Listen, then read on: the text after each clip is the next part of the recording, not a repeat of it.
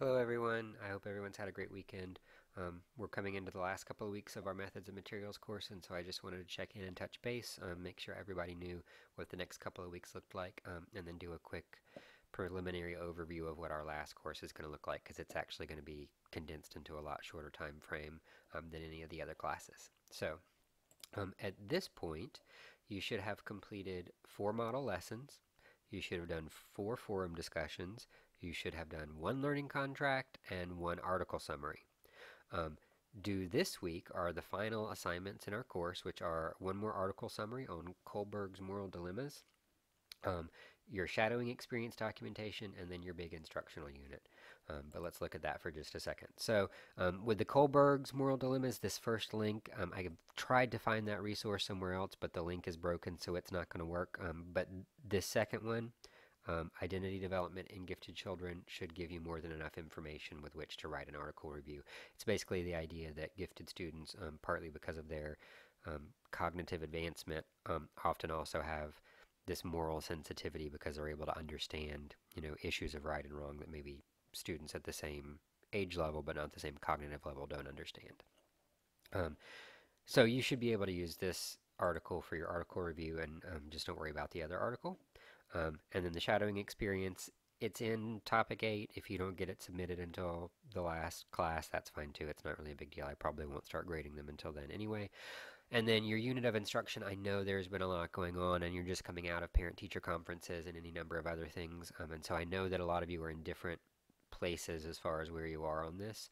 Um, so the last 2 classes are typically devoted to doing those unit presentations because we devote about 10 to 15 minutes for each person times 30 people, and that's like 5.5 hours of watching units. I don't think that's a very effective way of doing things, though, and so I'm thinking we're going to do it very similarly to the way we did our case study presentations in the first class. So we're going to take this very last in-residence meeting, and we'll do our unit presentations in small group, which opens up the in-residence meeting right before it, and so we'll do some review with peers, some feedback, and then we'll have a little bit of a work session so that you can um, do some work on those units if you need to with other people there and me to help you, um, or so that you can work on maybe any of the other assignments that you might be behind on. So speaking of that, why don't we take a look at the calendar? Let me get rid of my other calendars and we'll focus just on this course.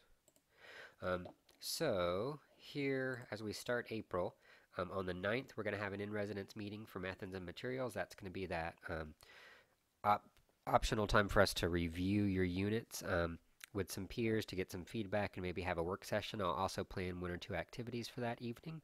So if you're well on your way with your unit, you can probably plan on that being a fairly short session for you. And then on the 16th, we'll have our final methods and materials in residence meeting, and that will be our unit presentations in small groups, and we'll probably jigsaw again. I'll start you in a group with people of your grade level, or at least similar grade levels. And we'll do 30, 45 minutes of sharing, and then we'll switch groups, and you'll present in a mixed group so that we've got elementary and secondary presenting together, because I think it's a good thing to see what people at other levels are doing. And so that will finish out the methods and materials class. Probably at that last meeting, we'll decide on a final due date for any outstanding assignments. It'll probably have to be fairly soon because as we start looking forward towards the next course, which is programs and curriculum development, it really moves pretty fast. We're going to have another in-residence meeting. We've got 3 back-to-back, the 9th, the 16th, and the 23rd. This will be the start of our programs and curriculum class, and then we won't see each other again until the very end of the year. So we'll go into May. You've got post-planning the 20th and the 21st, and then we have scheduled our in-residence meetings for the 22nd, 23rd, and 24th.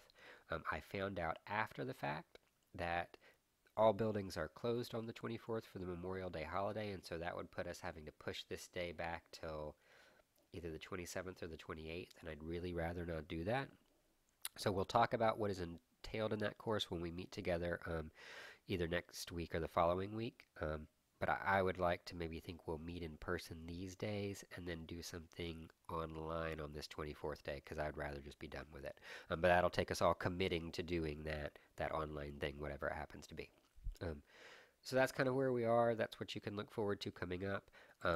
If you have other questions, if you have concerns about your unit, if you have concerns about anything else in the class, please let me know. If you had your shared document from the assessment class and it showed as incomplete and you haven't submitted the items that you need in order to make that complete, please do that as soon as possible. There are a couple of people who are starting to get way, way, way far behind, and I want to make sure that everyone gets credit for all the work they've put in this year and doesn't have to go back and do anything again next year. So if you have questions, please let me know, and I will see y'all not this week, but the following.